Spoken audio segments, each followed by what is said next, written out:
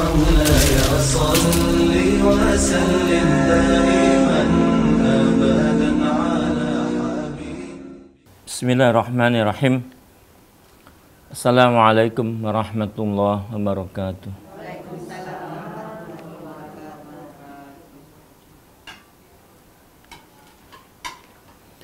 Innal hamdalillah nahmaduhu wa nasta'inuhu wa nastaghfiruh wa natubu ilaihi wa na'udzu billahi min syururi anfusina wa sayyiati a'malina.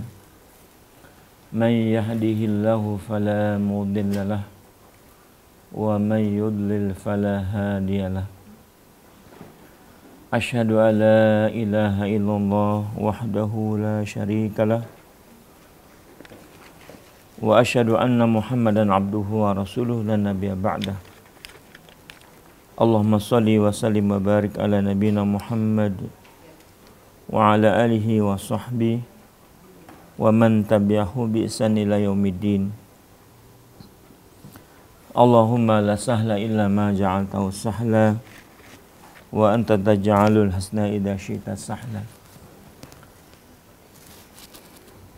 Ibu-ibu yang berbahagia, yang semoga dirahmati Allah Subhanahu wa taala.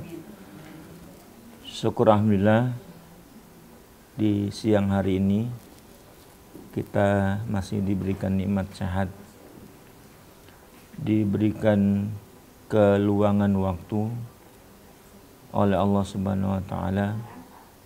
Kemudian kita manfaatkan untuk kegiatan yang insyaallah bernilai hasanah, ta'lim, upaya kita untuk memahami ayat-ayat Allah Subhanahu wa taala, hadis-hadis Nabi sebagai bekal ilmu bagi kita semuanya, dan semoga menjadi keyakinan yang dibangun di atas ilmu. Semoga dengan ilmu ini akan menambah iman kita dibangun di atas ilmu, dan dengan iman itu mendorong kita untuk selalu beramal yang baik dan menghindarkan perbuatan-perbuatan yang tidak disukai Allah Subhanahu wa taala. Iman dan amal soleh itulah yang menjadi bekal kita untuk menjadi hujjah di hadapan Allah Subhanahu wa taala bahwa kita sudah beriman dan sudah beramal soleh. Selebihnya kita serahkan kepada Allah sambil terus memohon agar iman dan amal soleh kita ini diterima olehnya. Amin ya rabbal alamin. Jamaah rahimakumullah, tema kita hari ini adalah menjadi hamba yang mendapatkan salam dari Allah Subhanahu wa taala saat kematian. Saat kematian yang saya maksudkan adalah saat sakratul maut.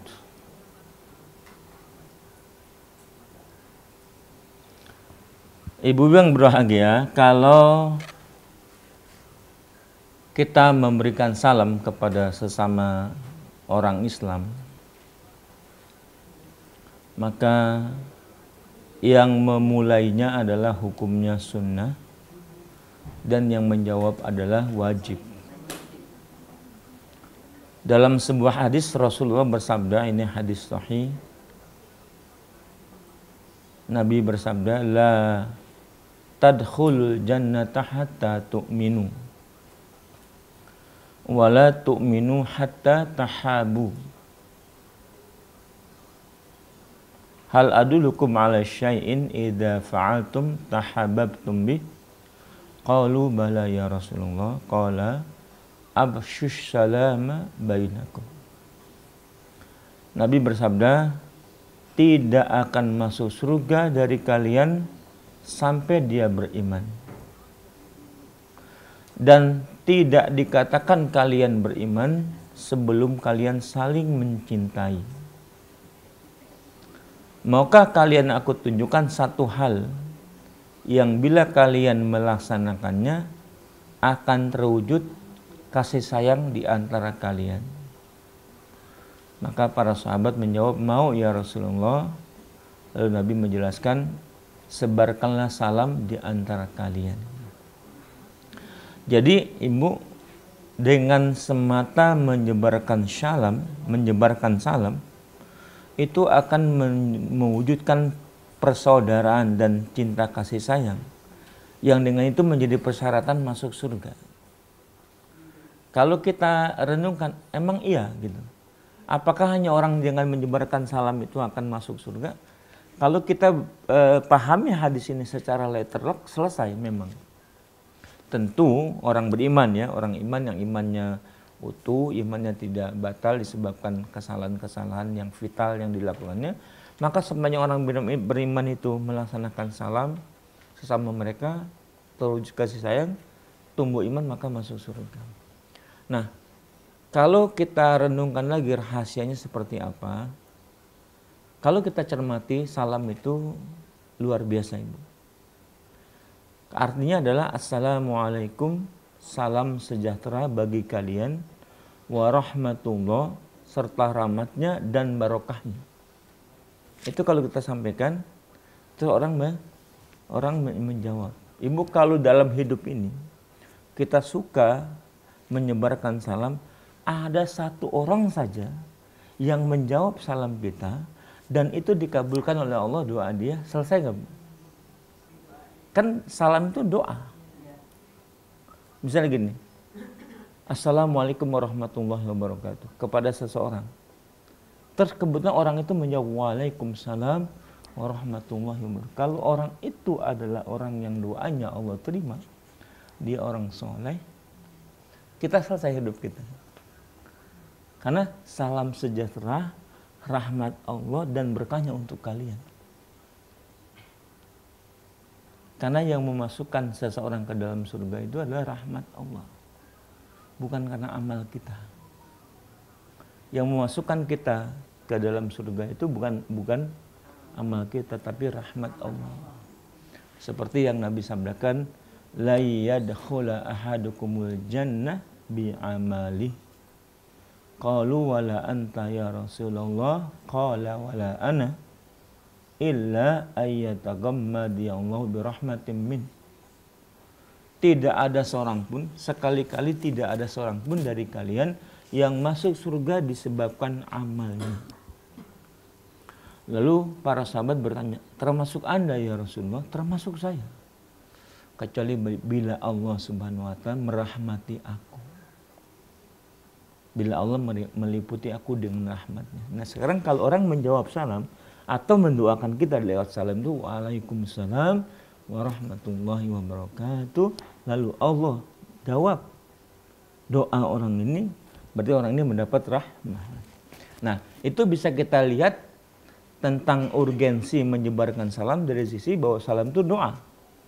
Dan kalau ada yang mendoakan kita dan doa dia diijabah oleh Allah, selesai sudah. Nah, zaman berbahagia ini adalah sebuah keinginan kita. Maka kalau Rasulullah mengatakan lewat salam itu orang baru bisa masuk surga bila dia menyebarkan salam. Maka itu kita sudah menjadi ciri khas kita. Salam kita adalah salam tahiyah dari Allah. Assalamualaikum warahmatullahi wabarakatuh. Ini nggak boleh kita ganti dengan yang lain, Ibu. Pakai good morning boleh nggak? Selamat pagi, selamat malam, itu nggak boleh. Karena nggak ada gunanya, nggak ada substansinya tuh selamat pagi, selamat malam. Beda dengan Assalamualaikum warahmatullahi wabarakatuh. Salam sejahtera dari Allah, rahmatnya dan barokahnya luar biasa itu.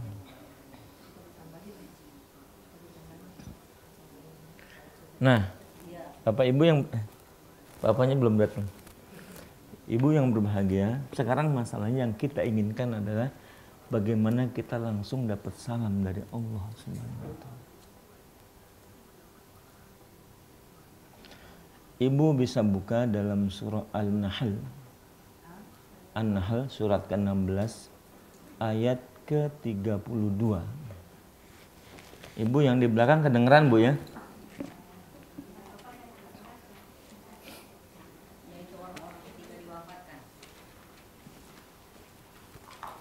Iya.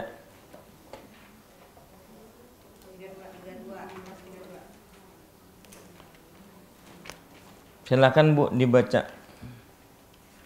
Orang yang ketiga diwafatkan oleh para malaikat dalam keadaan baik, mereka para malaikat mengatakan kepada mereka, Salamun alaikum, masuklah ke dalam surga karena apa yang telah kamu kerjakan.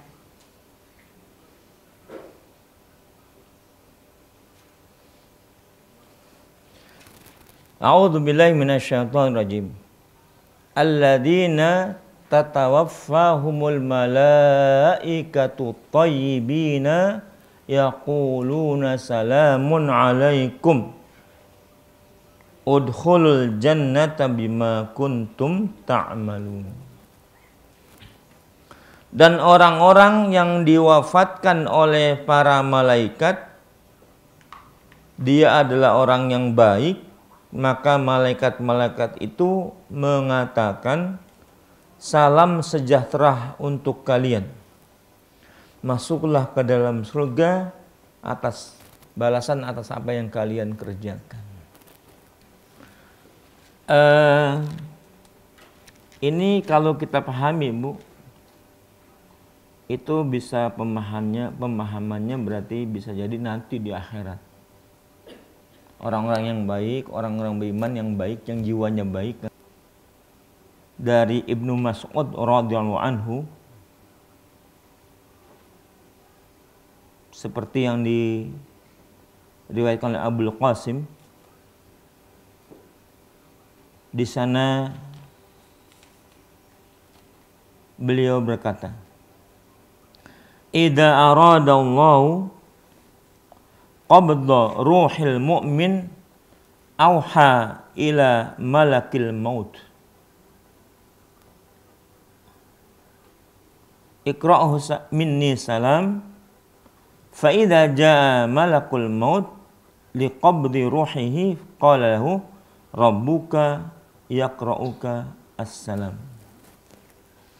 Dari Ibnu Mas'ud berkata, apabila Allah Subhanahu wa taala ingin mencabut nyawa orang beriman, maka Allah mewahyukan kepada malaikat pencabut nyawa, sampaikan salam dariku untuk hambaku ini. Maka apabila malaikat maut datang untuk mencabut nyawa orang beriman ini, maka malaikat maut itu mengatakan, Tuhanmu menyampaikan salam untukmu. Kira-kira gimana? Saat kematian itu Allah beri salam. Sudah selamat pasti. Nah, ini yang coba saya akan uraikan. Bagaimana kita bisa menjadi hamba yang ketika sakaratul maut dapat salam dari Allah Subhanahu wa taala. Ya, terjemahannya, Pak ya. Dari Ibnu Mas'ud berkata, apabila Allah hendak mencabut nyawa orang beriman, maka dia mewahyukan kepada malaikat pencabut nyawa. Maka Allah mewahyukan kepada malaikat pencabut nyawa, sampaikanlah untuk hambaku salam dariku. Sampaikanlah untuk hambaku salam dariku. Udah, Ibu? Maka tatkala malaikat maut datang untuk mencabut nyawa, bila ditulis, Bu, maka apabila malaikat maut datang untuk mencabut nyawanya, maka malaikat itu berkata, Tuhanmu menyampaikan salam buatmu. Tuhanmu menyampaikan salam buatmu.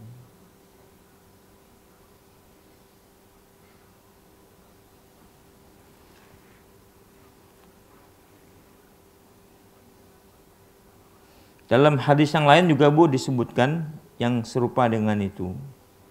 Ya.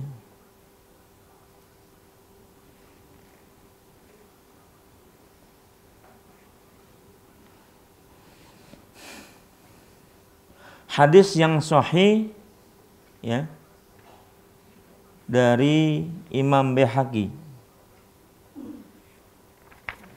tentang firman Allah dalam surat Al-Ahzab ayat 44.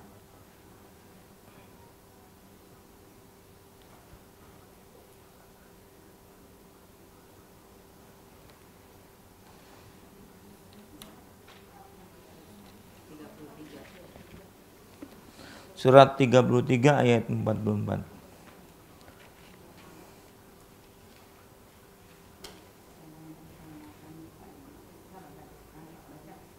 Salam penghormatan kepada mereka orang-orang mukmin itu pada hari mereka menemuinya. Ialah salam dan dia menyediakan pahala yang mulia bagi mereka. Tahiyyatuhum yauma yalqaunahu salam.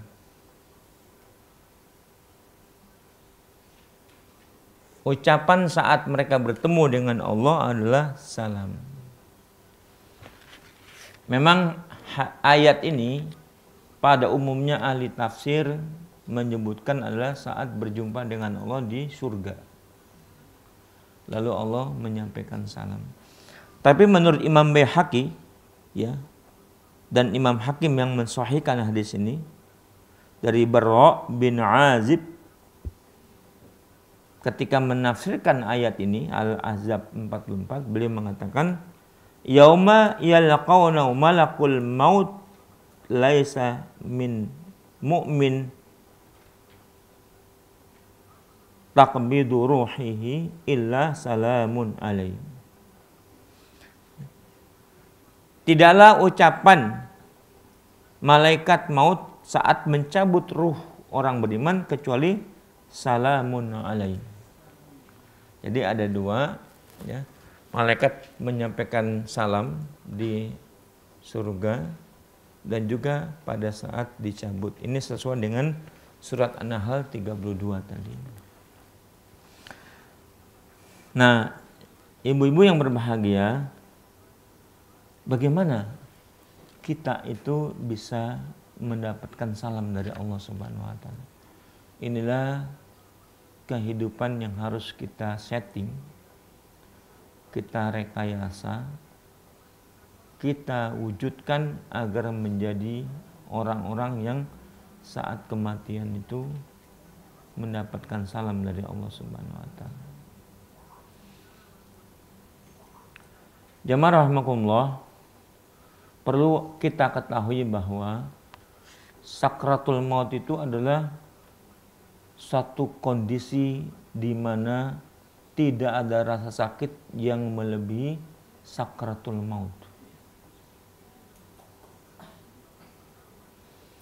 Bahkan Rasulullah SAW saja ketika meninggal dunia, saking sakitnya sakratul maut sampai pingsan berkali-kali.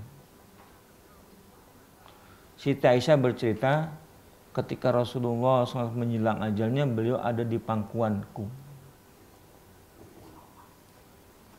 Kemudian di tengah keadaan yang sudah sangat parah itu, beliau tiba-tiba pingsan.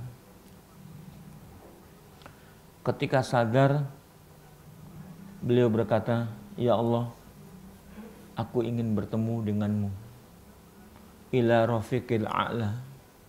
Maka setelah itu Nabi langsung wafat. Nah, kondisi Nabi pingsan itu diterangkan oleh Siti Aisyah menunjukkan bahwa kondisi kedatangan malaikat pencabut nyawa.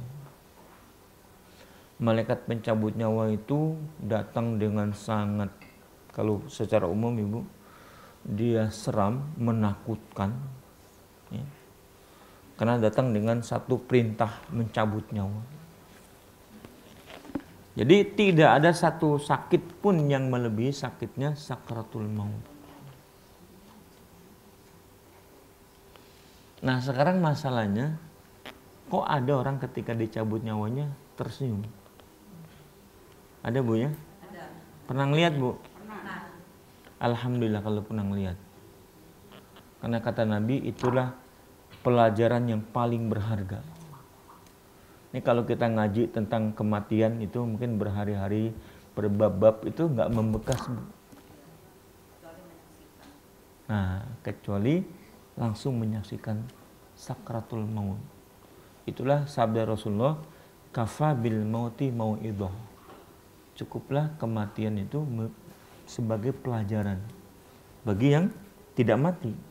Misalnya begini, ketika kita melihat ada orang meninggal dunia, mengalami sakratul maut, terus tersenyum, kita pasti akan terbayang bagaimana orang ini ketika hidupnya.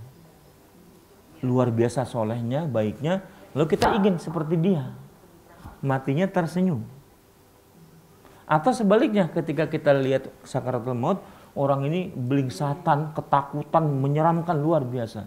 Lalu kita lihat ke belakang, bagaimana orang ini ketika hidupnya. Pasti aku nggak mau seperti dia. Itu yang namanya pelajaran.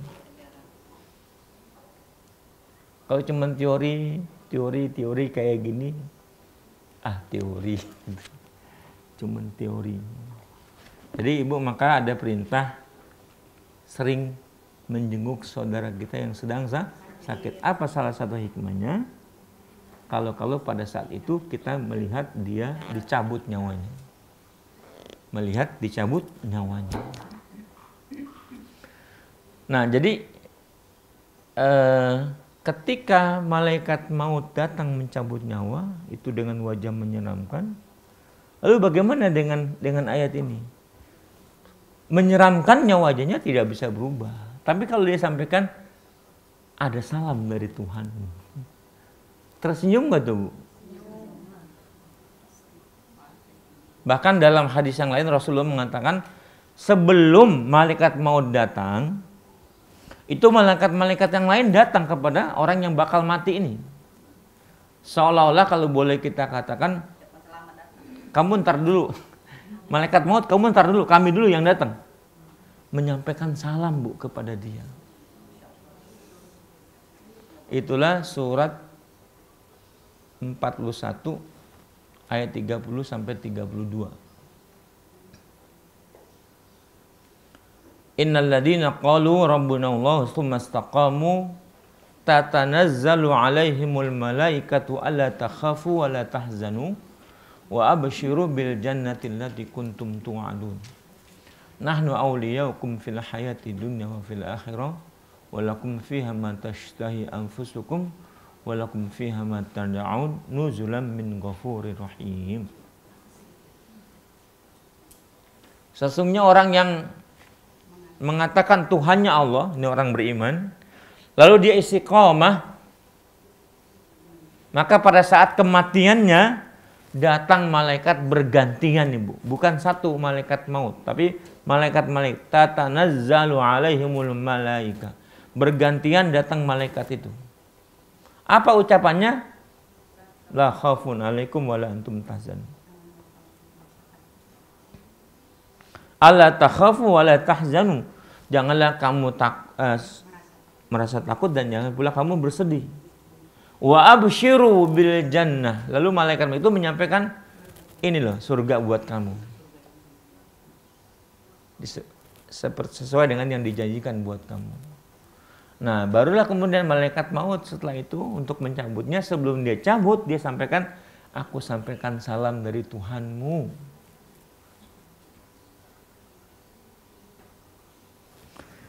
Nah, ibu-ibu yang berbahagia, ini berarti sesuatu ke depan. Siapakah orang yang akan mendapatkan salam saat kematiannya?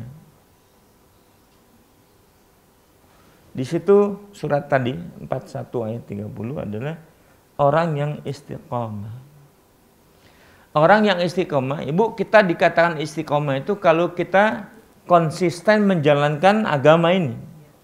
Berarti agama ini sudah kita pahami. Itu kewajiban orang Islam untuk menuntut ilmu, memahami agamanya. Terutama yang pokok-pokok agama ini. Kalau yang detail itu mungkin urusan ulama, ya. Yang detail-detail itu kita itu cukup yang pokok-pokok, ya kalau mau detail juga silakan kita terus taklim, kaji agama ini. Yang pokok-pokok itu kita bisa istiqomah. Tapi Ibu, betapa banyak orang yang sudah tahu tapi tidak bisa istiqomah. Karena kita punya kelemahan yang banyak manusia. Maka ada tips dari para ulama, ada 6 langkah agar kita bisa istiqomah. Ada 6 langkah untuk bisa istiqomah sehingga pada saat kematian malaikat maut menyampaikan salam dari Allah Subhanahu wa taala buat kita. Ada 6 langkah agar kita bisa istiqomah menuju surga.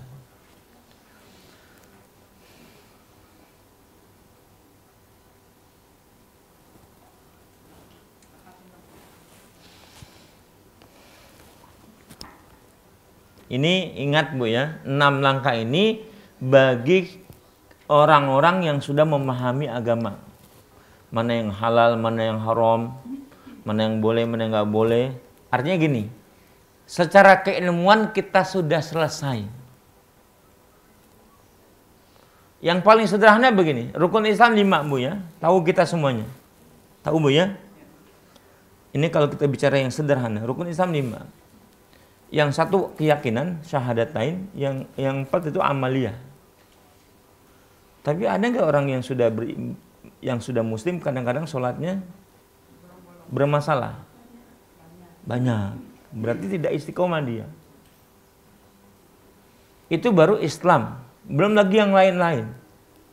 Yang pokok tidak hanya dalam rukun Islam yang pokok-pokok itu. Oke, berarti kita sudah secara keilmuan kita tahu misalnya gini.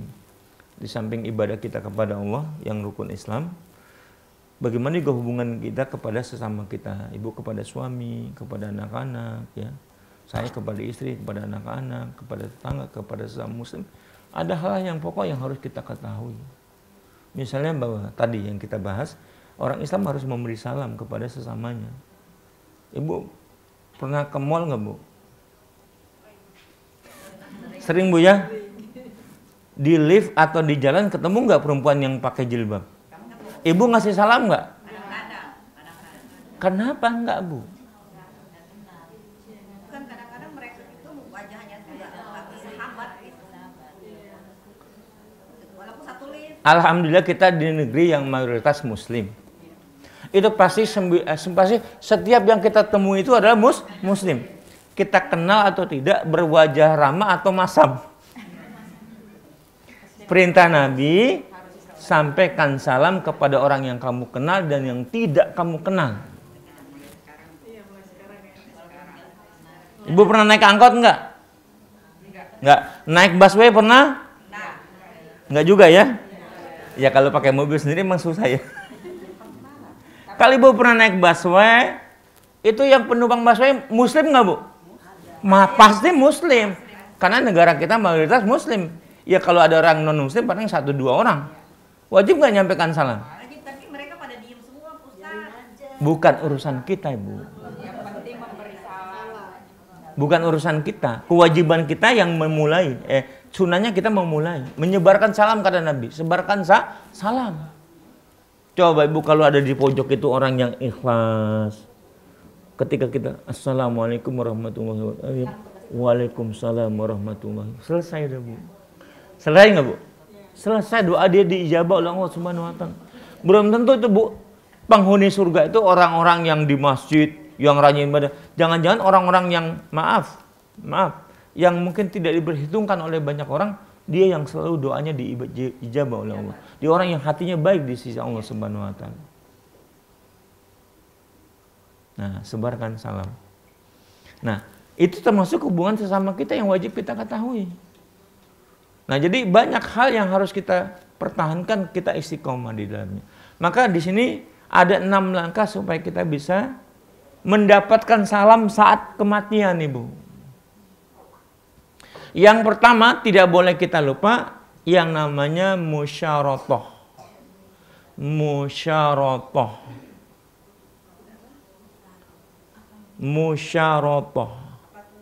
Apa itu musyarotoh? Asal katanya syarat, Bu. Syarat. Musyarotoh berarti kita ini sudah terikat dengan perjanjian-perjanjian dan syarat-syarat kepada Allah. Musyarotoh. Bukan musyawarah, Bu. Musyaratah. Syarat musyaratah. Tak musyaratah. Bukan tak, musyaratah. Bahwa kita terikat dengan perjanjian kepada Allah. Ibu, kalau orang di dunia ini bekerja sama dalam sebuah usaha misalnya, ada yang ngasih modal, ada yang menjalankan, supaya perjalanan bisnis ini atau usaha ini atau perusahaan ini mendapatkan keuntungan, perlu nggak dibuat aturan, Bu? Perlu. Yang disebut dengan MOU. MOU itu adalah musyawarah itu. Kita udah belum buat MOU sama Allah? Udah nggak, Bu, kita sama Allah buat MOU? Sudah banget, Ibu. Sudah banget. Satu, MOU kita kepada Allah ketika kita mengatakan betul Engkau Tuhan kami. Di alam roh. Surat Al-A'raf 172. Saya akan cepat saja ini, mengingat waktu kita nggak banyak. 172. Kita sudah, saya pernah sampaikan ayat ini, kita tidak pernah ingat lagi, tapi kita sudah pernah berjanji. Al-A'raf 172. Kita sudah membuat perjanjian. Dan ingatlah ketika Tuhanmu mengeluarkan dari tulang belakang anak cucu Adam keturunan mereka, dan Allah mengambil kesaksian terhadap roh mereka seraya berfirman, bukankah aku ini Tuhanmu? Mereka menjawab, betul Engkau Tuhan kami. Kami bersaksi, kami lakukan dan demikian itu agar di hari kiamat kamu tidak mengatakan, sesungguhnya ketika itu kami lengah terhadap ini. Nah, jadi kalau nanti di hari kiamat orang, aku nggak tahu ya Allah, nggak bisa, karena sudah mengambil perjanjian ini, sudah membuat tekan MOU. Yang kedua, MOU yang kedua,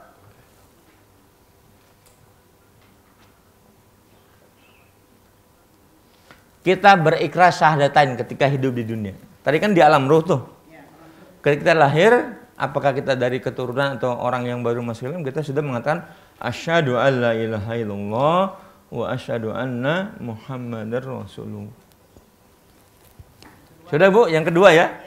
Kita buat persyaratan perjanjian kepada Allah bahwa tidak ada yang berhak aku sembah kecuali Allah. Berarti kita sudah mengikrarkan diri untuk selalu menyembah Allah Subhanahu wa taala. Dan ketika kita menyembah Allah itu sudah berikrar juga kita tidak ada yang kita contoh dan ikuti kecuali Muhammad Sallallahu Alaihi Wasallam. Itu ikrar kita, itu perjanjian kita kepada Allah Subhanahu Wa Taala. Yang kedua, yang ketiga apa, Bu? Yang ketiga ini kita ulang berkali-kali ini. Syahadat tadi kita ulang dalam sholat. Dalam sholat juga kita baca Iyyaka na'budu wa iyyaka nasta'in. Atau itu pasti. Nggak bisa tidak ya. Karena itu surat Al-Fatihah yang pasti kita baca. Atau ditambah lagi orang yang ketika sholat membaca doa istiftahnya apa, Bu? Inna sholati wa nusuki wa mahyahya wa mamati lillahi rabbil alamin. Lagi-lagi kita buat persyaratan. Kita tekan MOU itu. Yang ngomong siapa, Bu? Kita sendiri kan? Yang mengikrarkan kita sendiri. Allah tinggal catat. Iya, sudah. MOU kita sudah buat. Perjanjian sudah kita tekan. Nah, terus yang keempat, ini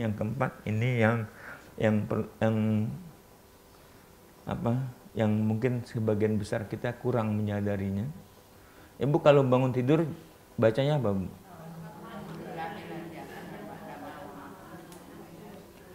Artinya apa, Bu? Segala puji bagi Allah yang telah menghidupkan aku setelah matiku. Jadi kita hidup setelah mati. Tidur itu memang mati. Wa ilaihi nusyur, dan kepadanya kita akan dikumpulkan. Secara umumnya kita menganggap alhamdulillah aku hidup lagi. Betul enggak, Bu? Allah kasih kesempatan hidup untuk beramal soleh, gitu Bu ya. Tapi dalam bahasa kebersihan hati, dalam bahasa tazkiyah, makna alhamdulillahilladzi ahyana ba'da ma amatana wa ilaihi nusyur itu adalah apa Bu? Pagi ini kita dibangunkan oleh Allah untuk nanti hidup sampai kita tidur lagi, betul? Betul Bu ya? Dibangunkan pagi ini sampai nanti malam kita ditidurkan lagi.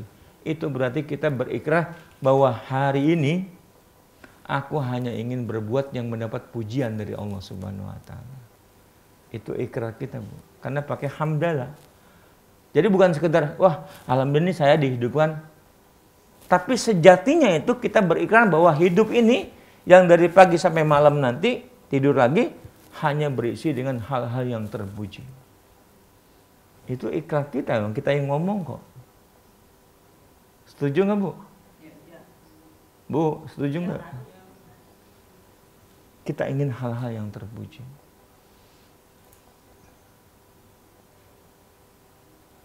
Nah, Ibu, yang namanya MOU akan menjadi tidak berguna sama sekali ketika salah satu pihak yang berjanji mengabaikannya, tidak mematuhinya, atau kedua-duanya tidak mematuhinya. Sekarang urusannya kita dengan Allah. Mungkinkah Allah tidak mematuhi MOU itu? Yang paling dari hamba yang tidak memenuhi MOU itu. Nah, maka yang pertama ini musyarakah, ingat bahwa kita sudah terikat perjanjian dengan Allah Subhanahu wa taala. Kalau melanggar lalu Allah hukum, salah nggak Bu Allah? Tidak. Karena kita terikat. Lalu boleh nggak ada manusia? Kalau gitu ngapain gua buat perjanjian kepada Allah? Bisa nggak? Nggak bisa. Karena setiap manusia, anak Adam, mau hari ini dia mukmin atau kafir, sudah terikat perjanjian itu. Sekarang yang kedua, langkah yang kedua. Oh ya, kita ingat kita sudah buat perjanjian. Bagaimana caranya kita untuk bisa memenuhinya? Ibu, dalam sebuah perusahaan atau kongsi dagang, supaya efektif ada nggak kontrol, Bu? Kontrol. Kontrol itu dalam bahasa kita pengawasan. Dalam bahasa tazkiyah namanya muraqabah. Muraqabah. Muraqabah. Tadi sudah kita sadari bahwa kita tuh sudah terikat dengan perjanjian. Bagaimana supaya kita bisa mematuhi perjanjian itu? Kita ini harus merasa terkontrol. Siapa yang mengontrol kita, Bu? Allah Subhanahu wa taala. Nah, dalam kontrol Allah ini ya, itu ada hadis Rasulullah SAW yang mengatakan bahwa ihsan itu apa? Ibu masih ingat ihsan itu apa? Ihsan itu ketika Nabi ditanya oleh malaikat Jibril, ya Muhammad, apa itu Islam? Dijawab, Islam itu yang rukun Islam yang 5. Lalu apa itu iman? Iman itu yang rukun iman yang 6. Terus apa itu ihsan ya Muhammad? Maka Nabi menjawab, anta'budallaha ka'annaka tarahu fa illam takun tarahu fa innahu yaraka. Ihsan itu adalah kamu seolah dalam hidup ini yang semuanya tujuannya ibadah ini, hidup ini ibadah, kamu seolah melihat Allah. Kalau kamu tidak sanggup menghadirkan sikap hati melihat Allah, pasti Allah itu melihat kamu. Jadi yang pertama itu dari kita, Bu. Ini urusan kejernihan hati seorang yang khusyuk. Bahwa dia dalam hidup seperti melihat Allah. Atau kalau belum sampai menghadirkan sikap hati melihat Allah, pasti Allah melihat kamu. Fa illam takun tarahu fa innahu yaraka. Nah, sekarang saya ambil ilustrasi sederhana. Ibu, kita ini akan men-setting omongan yang baik, penampilan yang baik kapan, Bu? Saat berhadapan dengan orang yang kita hormati.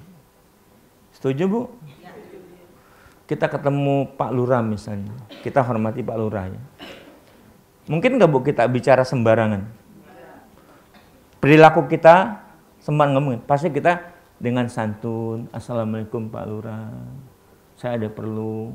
Kita masih berdiri sebelum dipersilakan masuk. Oh silakan masuk Bu. Udah masuk kita masih berdiri juga. Silakan duduk Bu. Betapa penampilan kita atur karena menghadapi orang yang kita hormati. Coba Bu, kalau orang yang kita hormati Allah Subhanahu wa taala. Bisa kita sembarangan bicara? Allah yang kita lihat.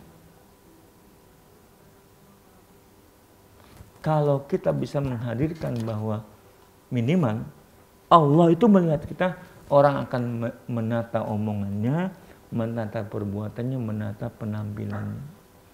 Kita kadang-kadang tidak seperti itu, baik omongan dan penampilan, karena kita merasa tidak diawasi oleh Allah Subhanahu wa taala. Padahal Allah lepas nggak dari pengawasannya? Tidak. Allah selalu mengawasi kita. Ma yalfidhu min qaulin illa ladaihi raqibun atid. Bahkan Allah lebih dekat daripada urat leher kita.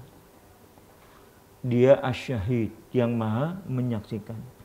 Dia Ar-Raqib yang maha mengawasi. Dia Al-Alim, dia Al-Basir, maha mengetahui dan maha melihat. Tidak ada satupun yang bisa lepas dari pengawasan Allah. Kalau ini masuk ke dalam hati kita, maka kita akan mengatur omongan, mengatur perbuatan, dan ingat kepada MOU tadi. Maka kita menjadi tunduk kepada Allah Subhanahu wa taala. Betapa sering kita sebagai manusia ini lalai. Saya ambil contoh misalnya begini. Ini maaf Bu ya, kalau saya ngomong begini bukan berarti saya sudah beres Bu ya. Kita sama Bu, saya juga kita sama-sama belajar. Belum tentu saya lebih baik. Jangan-jangan di antara ibu yang ada yang lebih baik. Misalnya gini, saya ambil ilustrasi sederhana.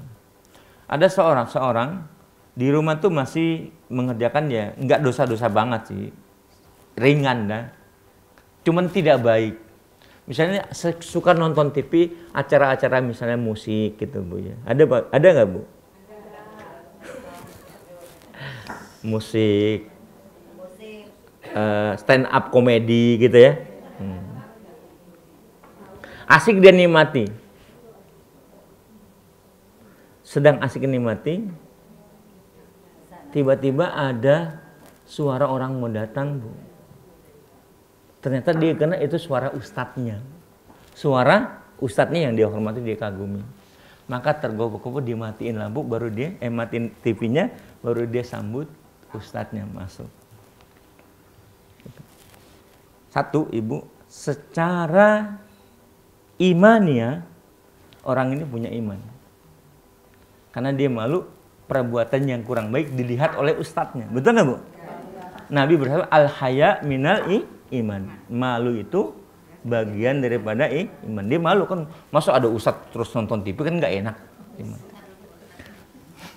Secara iman benar Bu, karena malu bagian daripada dia songong kalau bahasa Betawinya. Terus aja nyetel TV, ustadz masuk silakan kan nonton bareng kan. Tapi secara tazkiyah Ibu, secara tazkiyah orang ini nggak muraqabah. Dia malu kepada ustaz tapi nggak malu sama Allah Subhanahu wa taala. Padahal Allah Maha melihat. Jadi secara iman dia masih punya iman, tapi secara tazkiyatun nafs, kebersihan hati, ini nggak bersih hatinya. Kenapa dia malu sama manusia tapi tidak malu sama Allah gitu loh. Betul apa betul Bu?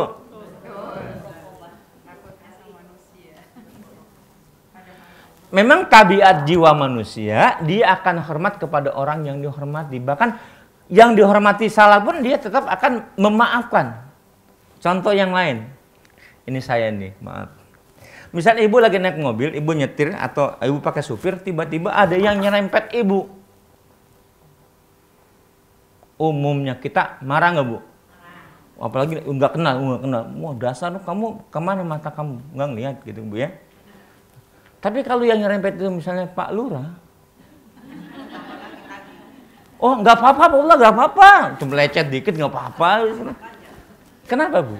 Kenapa Bu? Jiwa kita kalau kepada orang yang kita hormati, kita akan menunjukkan respon yang baik. Kalaupun nggak apa-apa. Nah sekarang Allah Bu yang ngeliatin kita. Mungkin nggak kita pengen berkata-kata tidak baik kepada manusia yang kita hormati aja, kata-kata kita sangat santun, sangat baik. Apalagi kepada Allah. Itulah indahnya muraqabah Ibu.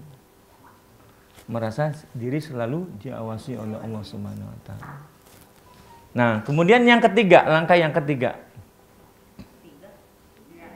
Langkah yang ketiga.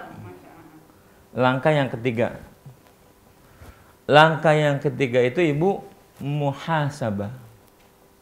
Nah, ini sudah populer nih kalau muhasabah. Apa Bu muhasabah? Introspeksi diri. Gini kalau muhasabah. Sekarang jam 11. Lihat ke belakang Bu. Tadi bangun tidur. Bangun tidur ya. Muhasabah itu Ibu, kalau menurut Ibnu Mas'ud radhiyallahu anhu, jangan Ibu ingat-ingat kebaikan. Oh tadi sholat subuh, atau bahkan tadi tahajud Bu ya. Tadi tahajud, sholat subuh, baca Quran habis subuh, nyiapkan teh buat suami mau berangkat, ya, nyiapkan sarapan buat anak-anak mau sekolah, itu kan baik semuanya. Yang baik-baik itu Ibu jangan usah ingat-ingat, karena pasti Allah balas, betul nggak Bu? Tapi kesalahan ini yang berbahaya. Apakah kesalahan kita Allah ampuni? Belum tentu. Maka kata Ibnu Mas'ud, jangan kamu ingat kebaikan kamu, ingat kesalahan-kesalahan kamu. Jadi dari tadi kita dibangun oleh Allah Subhanahu wa taala dan kita sudah berjanji ingin seluruh hidup ini selalu terpuji. Ada nggak yang nggak terpuji ketika dari pagi tadi sampai sekarang? Dari masalah hati, masalah omongan, masalah sikap, perbuatan, ada nggak yang nggak terpuji? Nah, kalau kita melakukan muhasabah dengan keras, kita akan temukan betapa kita banyak melakukan kesalahan. Kalau tidak ada kesalahan yang bernilai dosa, tapi ada pemanfaatan waktu yang tidak maksimal. Penggunaan nikmat Allah yang tidak mengarah kepada kebaikan. Nah, kalau orang melakukan muhasabah yang ketat, maka kata hadis, sesungguhnya ringannya hisab di akhirat itu adalah bagi orang-orang yang ketika hidup di dunia dia melakukan ketat dalam muhasabah. Ini muhasabah Ibu. Yang ketiga. Ada nggak Bu di antara kita yang muhasabah lalu nggak menemukan kesalahan? Ada nggak? Nggak ada. Manusia itu pasti punya salah. Tidak ada manusia yang tidak punya salah. Tapi berabainya begini. Ketika seseorang tidak melakukan muhasabah, maka dia merasa dirinya nggak ada salahnya. Di mana minta ampunnya Ibu? Tapi kalau orang muhasabah, dia nemukan kesalahan, dia minta ampun minimal. Maka Nabi ya Allah ampuni aku terhadap dosa-dosa yang aku sadari dan terhadap dosa-dosa yang tidak aku sadari. Itu hanya mungkin karena yang aku sadari dia muhasabah. Tapi manusia mungkin ketika muhasabah dia mungkin tidak cermat. Dia sudah berusaha muhasabah, ketemu tuh yang jelek-jelek. Tapi mungkin ada yang nggak ketemu. Maka doanya, ya Allah ampuni aku terhadap dosa yang aku sadari dan dosa yang aku tidak sadari. Itu hanya Bu bagi orang yang sudah muhasabah. Kalau orang nggak muhasabah, begini jawab doanya. Dia nggak muhasabah, nggak ngelihat ke belakang tentang kesalahannya. Ya Allah, ampuni aku terhadap dosa-dosa yang aku sadari dan tidak aku sadari. Mana yang kamu sadari? Mana yang kamu tidak sadari? Kita nggak melakukan muhasabah, bagaimana bisa efektif doa ini? Itulah yang namanya muhasabah. Ini kalau bahasa manajemen apa Bu? Evaluasi. Perlu nggak Bu dalam sebuah bisnis? Wow, harus untuk mencapai sebuah kesuksesan. Tadi sudah MOU kita buat, kontrol kita buat, sekarang evaluasi.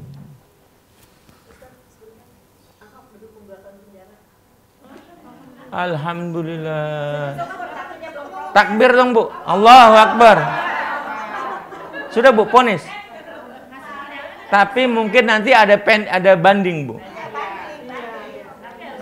Tapi kalau sudah putusan, oh iya jelas, pasti banding.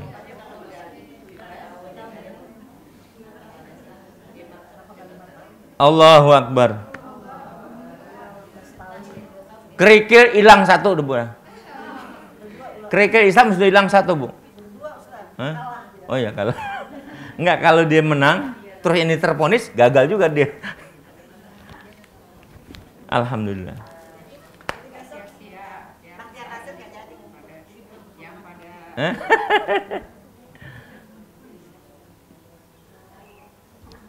Baik Ibu ya.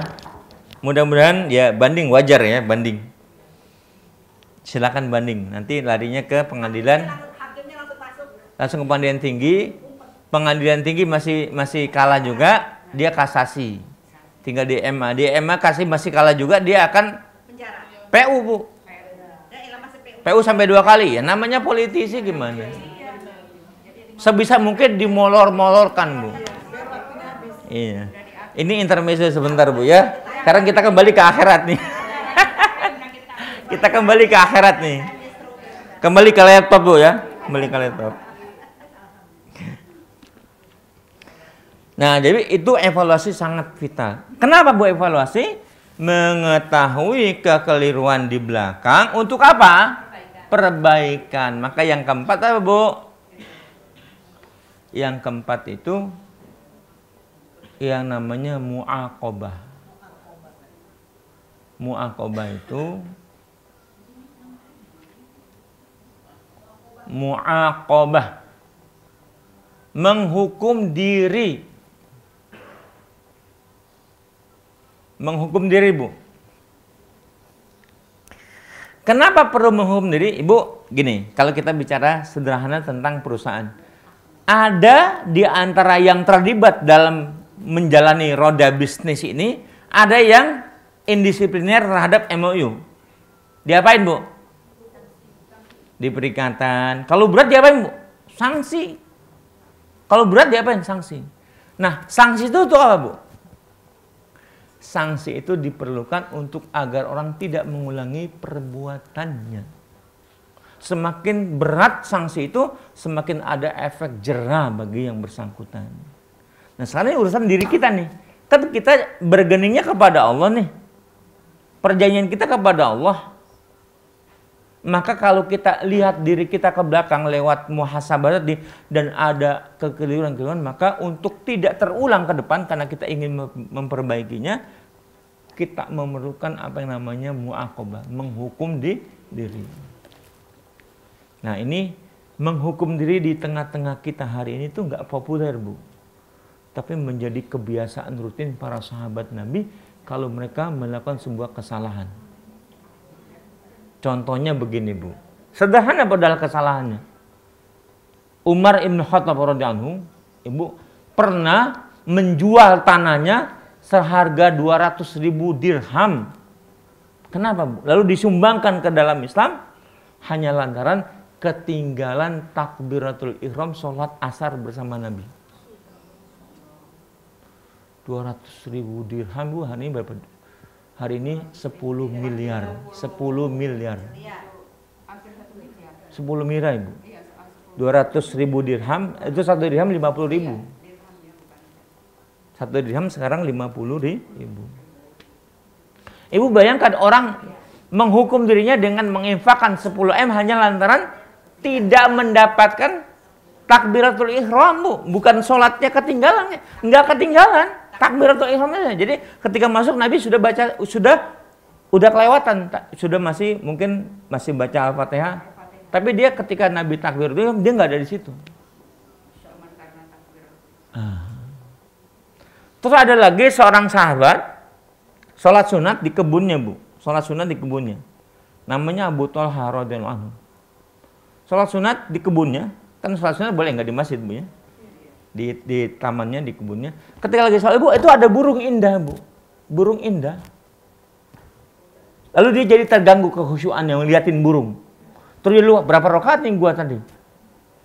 Ini gara-gara burung itu ada karena ada kebun saya, maka kebunnya pun dijual buat Islam. Itu namanya menghukum diri. Menghukumnya bukan terus digebukin dirinya, digunakan buat Islam menebus kesalahannya itu. Ada ya? Insya Allah masih ada. Insya Allah masih ada. Karena orang baik sepanjang zaman tetap ada. Cuman kadang-kadang kita nggak ngelihat. Dan kadang-kadang mereka orang baik banyak kan tidak menyombongkan diri, tidak membuka diri gitu. Ini namanya muaqabah. Untuk apa? Agar timbul efek jerah karena dalam rangka perbaikan agar terlecut orang memperbaiki diri. Kira-kira kalau sampai turun lagi kan mikir, wah ini berat ini kan gitu. Nah ini namanya muaqabah Ibu, menghukum diri karena melakukan kekeliruan. Setelah muhasabah. Kalau orang nggak muhasabah mungkin nggak Bu dia akan muaqabah? Nggak mungkin. Hanya orang yang mengetahui kesalahannya kemudian dia akan menghukum dirinya untuk perbaikan ke depan. Ya. Nah ini namanya diberikan sanksi kepada pelaku-pelaku yang melanggar MOU Ibu. Sekarang yang kelima, bersungguh-sungguh untuk memperbaiki diri. Bersungguh-sungguh untuk memperbaiki diri. Ini yang disebut dengan mujahadah. Apa yang disebut dengan mujahadah?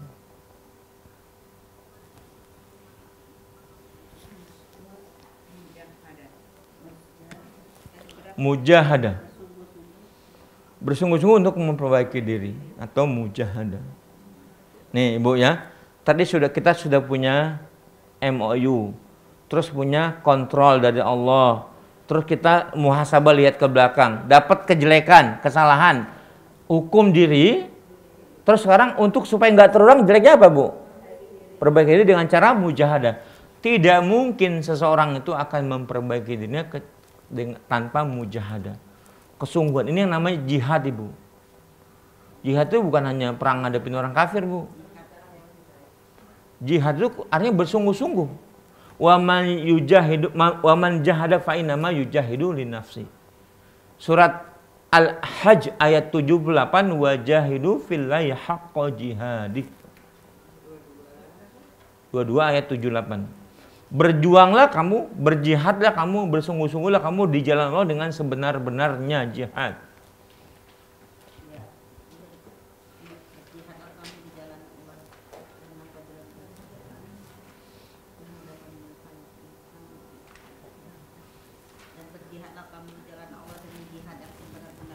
Ya. Telah memilih kamu dan dia tidak menjadikan kesukaran untukmu dalam agama.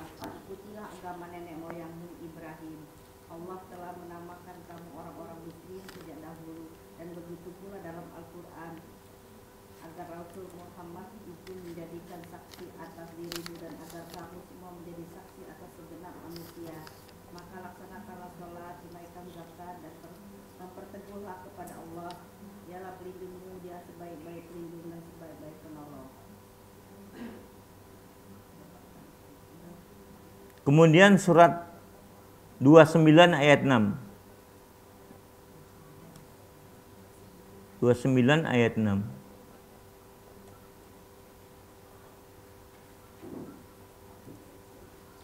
Dan barang siapa berjihad maka sesungguhnya jihadnya itu untuk dirinya sendiri. Sungguh Allah Maha Kaya tidak memerlukan sesuatu dari seluruh alam. Iya, jadi bersungguh-sungguh itu bagian daripada Islam Bu. Agama ini perlu kesungguhan. Tadi Ibu bangun tahajud perlu nggak Bu mujahadah itu? Kalau Ibu nggak punya mujahadah mendingan tidur. Untuk menundukkan enaknya tidur perlu mujahadah. Bangun subuh misalnya, wudu ke belakang, mungkin air dingin. Kalau nggak ada mujahadah nggak terlaksana itu kebaikan. Sampai pada kesiapan orang mau berkorban nyawanya demi agama. Itulah jihad. Untuk apa? Memperbaiki diri di hadapan Allah Subhanahu wa taala. Karena ini jalan ya. Nah, Ibu, ini sudah 5, Bu ya. Muraqabah, musyaratah, lalu muraqabah, lalu muhasabah, lalu muaqabah, lalu yang kelima mujahadah. Tinggal yang terakhir, Ibu. Ketika kita lihat diri kita, ya Allah, Ibu, ketika kita lihat kesalahan tadi dan kita sudah hukum, terus kita perbaiki diri, manusia masih kurang. Betul nggak, Bu? Kita masih melihat kelemahan-kelemahan diri kita, kekurangan-kekurangan diri kita. Lalu apa setelah itu, Bu? Kita baru sadar bahwa betapa kita banyak kekurangan. Kekurangan ini kira-kira Allah ampuni apa tidak? Ibu, kekurangan ini kira-kira diampuni enggak oleh Allah? Siapa yang yakin diampuni? Siapa yang yakin diampuni?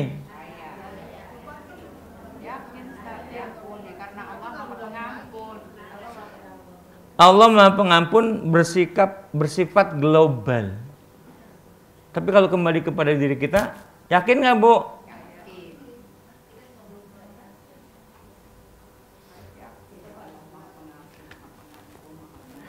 Nih, ini titik poinnya, Bu. Titik poinnya kita pengen mendapat salam ketika sakratul maut. Betul nggak, Bu? Ini udah 5 nih, tinggal 1 nih jenjangnya. Jangan pernah yakin kita termasuk orang yang diampuni. Jadi yang ke-6 itu jangan pernah yakin gitu. Bukan, belum. Oh, maksudnya Tadi kan saya bertanya, kita termasuk yang diampuni. Orang beriman itu, Bu, tidak pernah yakin bahwa dia akan mendapatkan kedudukan di sisi Allah Subhanahu wa taala. Itu dia. Sebab kalau kita merasa sudah yakin, akan menimbulkan kelemahan, kelalaian. Wah, gue mah pasti diampuni. Akan lalai kita.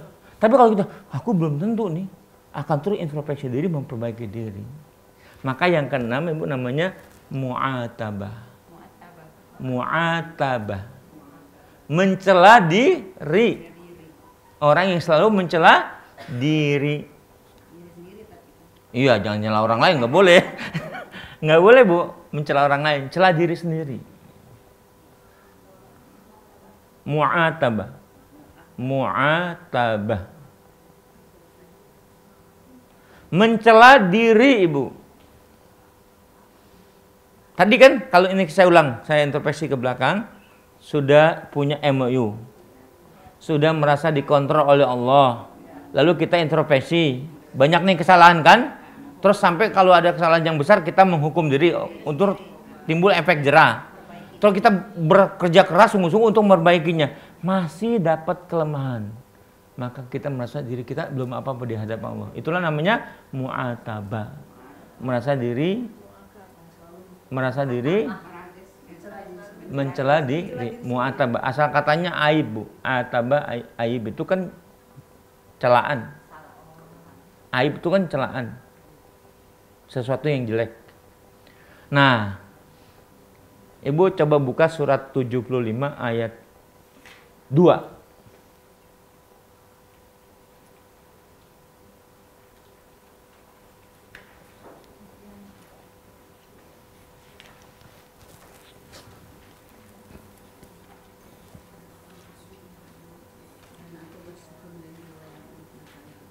dan aku bersumpah dengan jiwa yang amat menyesali dirinya sendiri. Nah, la uqsimu biyaumil qiyamah wa la uqsimu bin nafsil lawamah.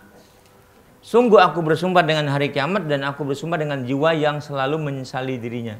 Ibu, orang atau jiwa yang selalu menyesali dirinya siapa, Bu? Selalu nyesal, siapa, Bu? Iya, siapa? Manusia kan gini.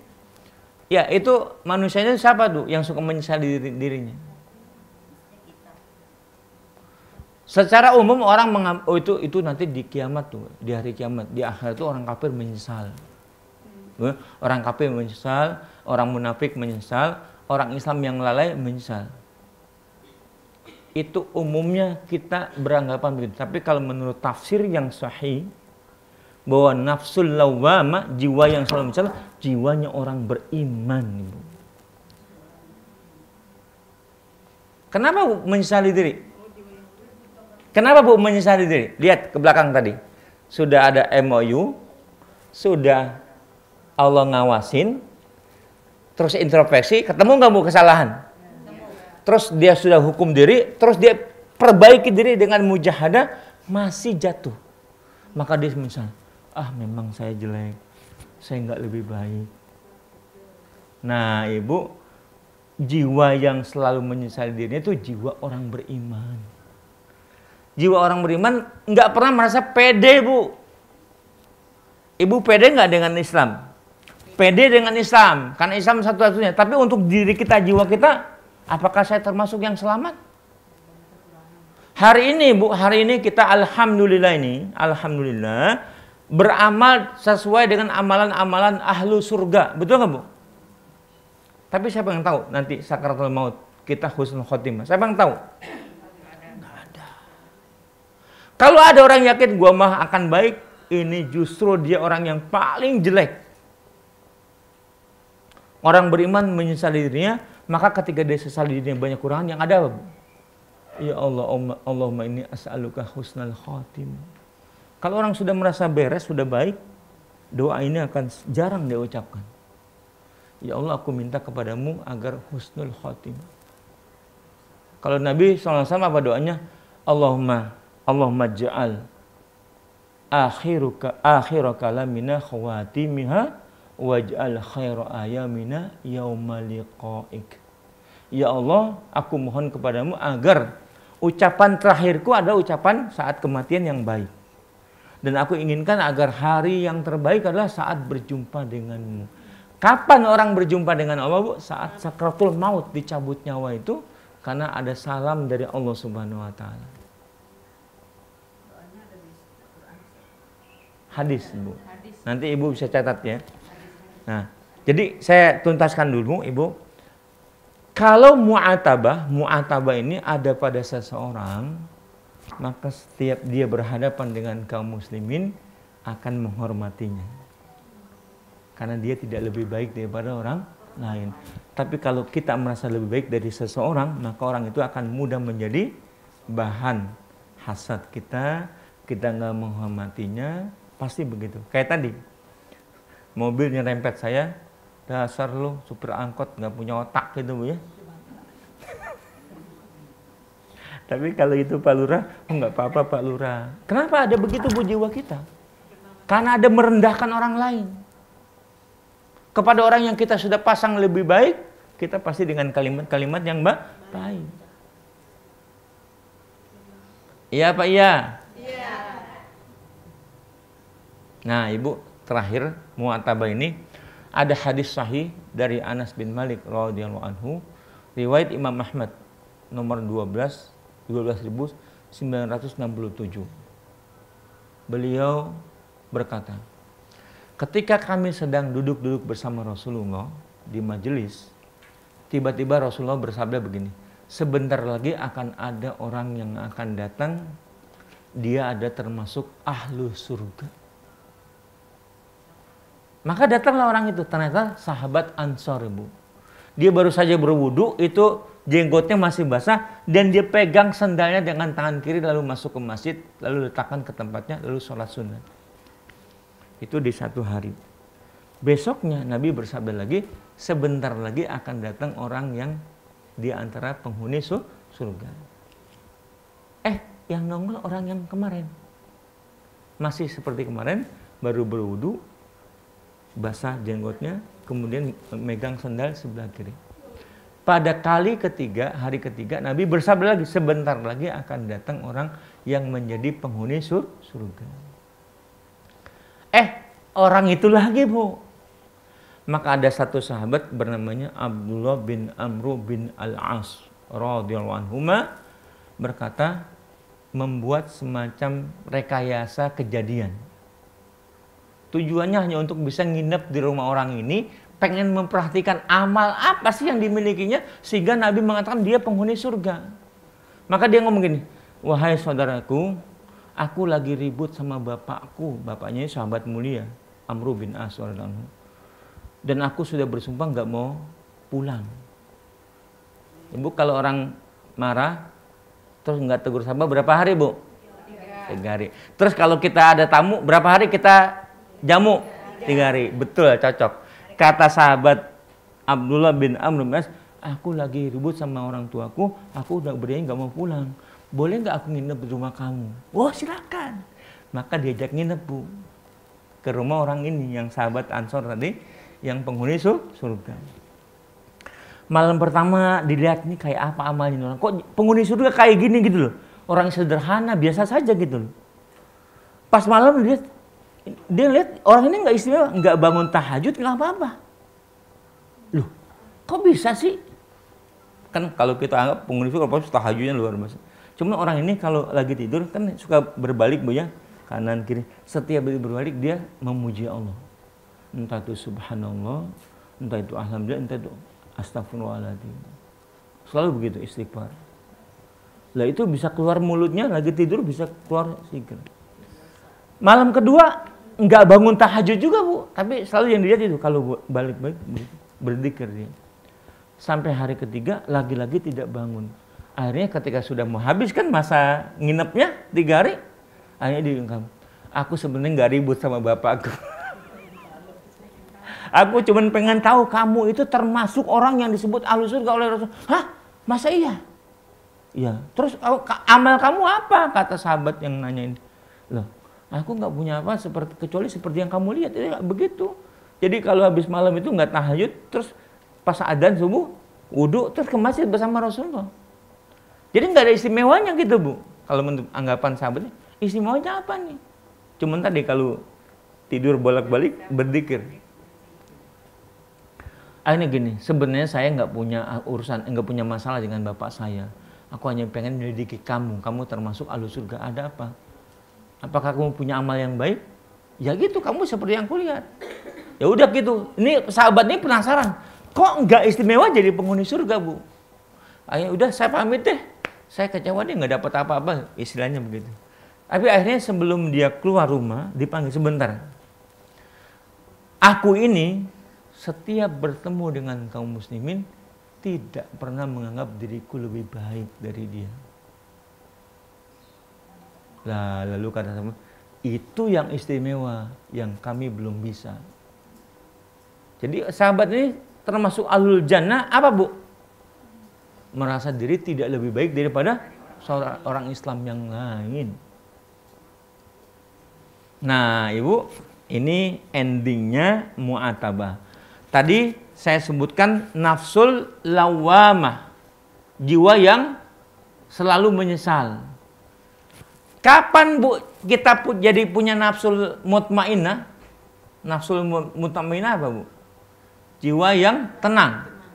Nafsul mutmainnah, jiwa yang tenang. Surat Al-Fajr ayat 27 sampai 30.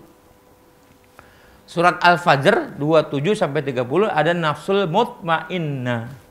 Jiwa yang tenang. Ibu tenang nggak ini hidup sekarang? Ah, itu betul tuh. Itu betul loh, Bu. Karena gini, Bu, karena gini ya, tadi saya sampaikan sedikit, kata Rasulullah, ada orang yang kesehariannya itu beramal dengan amal ahlu surga. Namun menjelang akhir hidupnya dia beramal dengan amal ahlu neraka, lalu mati dalam keadaan itu. Naudzubillah min dzalik. Sekarang kita nih amalnya kan amal ahlu surga nih, Bu. Ngaji, sholat, puasa, zakat, puasa sunat, sholat sunat, Bu, ya. Siapa yang tahu bahwa akhir kita akan tetap begini? Gak ada yang tahu. Maka kita gelisah terus. Jiwa kita jiwa yang menyesal. Kapan memiliki jiwa yang tenang, nafsul mutmainnah? Kapan, Bu? Ketika mau mati, kan datang malaikat maut. Takut kan? Tapi malaikat maut itu mengatakan, ada salam dari Tuhan kamu. Itulah orang yang baru tenang jiwanya. Dia meninggalkan dunia ini dengan tenang, dengan tersenyum, karena Allah pampangkan surga di hadapannya. Itulah nafsul mutmainnah. Mudah-mudahan kita termasuk itu, Ibu. Maka istiqomah, terus berdoa kepada Allah. Ibu catat doanya nih yang tadi Ibu Hartina minta. Allahumma. Maaf, bukan Allahumma. Allahumma ja'al. Allahumma ja'al. Iya, tulis, Bu. Oh, di situ ya? Waduh, saya tulis dah ya.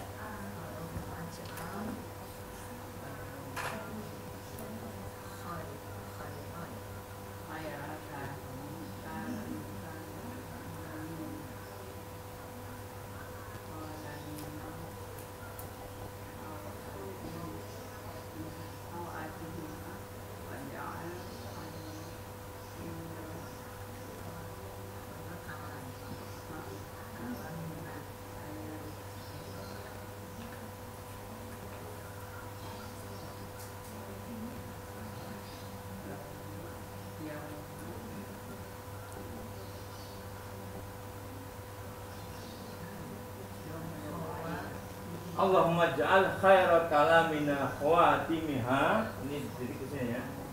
Titik. Wa ja'al khairat ayamina yaumal liqa.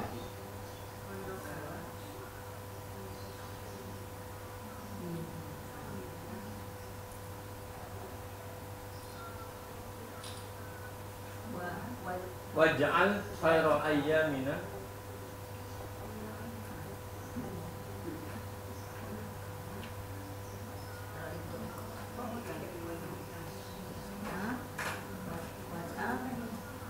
waj'al khairu ayamina khawatimiha. Artinya, ya Allah, jadikanlah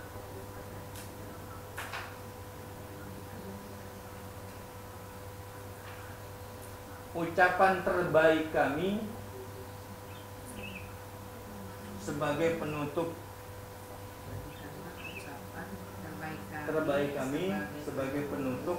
dalam kurung kematian, Bu. Penutup kematian hidup kami. Kematian. Ya Allah, jadikanlah ucapan terbaik kami sebagai penutup dalam kurung di saat kematian. Penutup di saat kematian. Ya. Dan jadikanlah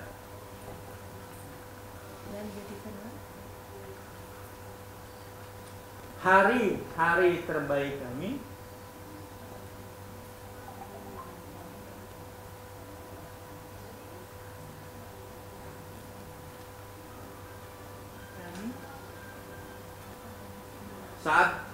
saat berjumpa denganmu. Dan jadikanlah hari-hari terbaik kami saat hari berjumpa denganmu. Boleh doa ini dibaca dalam sujud? Boleh, Bu. Terus yang paling Ibu sudah tahu, Allahumma ini as'aluka husnal khatimah. Itu sudah kita hafal, Bu ya.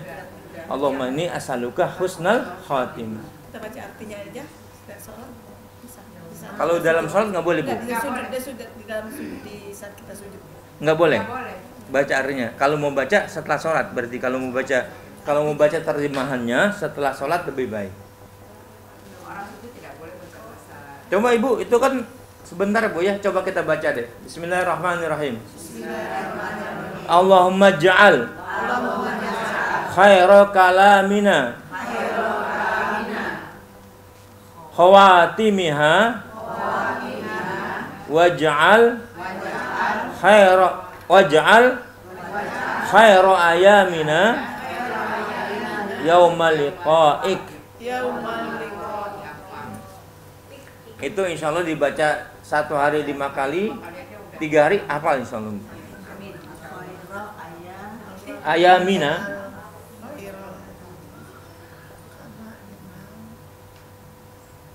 Nah ibu, jadi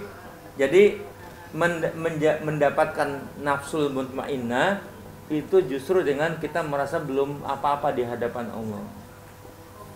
Ya, jangan sampai kita merasa sudah pede, sudah menjadi hamba yang terbaik. Kalau sudah baik, urusan Allah pasti dibalas baik. Kita harus lebih banyak untuk meningkatkan kualitas, merasa diri belum apa-apa. Apalagi kalau dibandingkan dengan para sahabat Nabi, kita masih jauh. Itu Bu ya, demikian barangkali yang bisa saya sampaikan, lebih kurang yang maaf. Aku qouli hadza wa astaghfiru wa lakum wa lisairil muslimina wal muslimat fastaghfiruhu innahu wal ghafurur rahim. Subhanakallahumma rabbana wa bihamdika asyhadu an la ilaha illa anta astaghfiruka wa atubu ilaik. Assalamualaikum warahmatullahi wabarakatuh.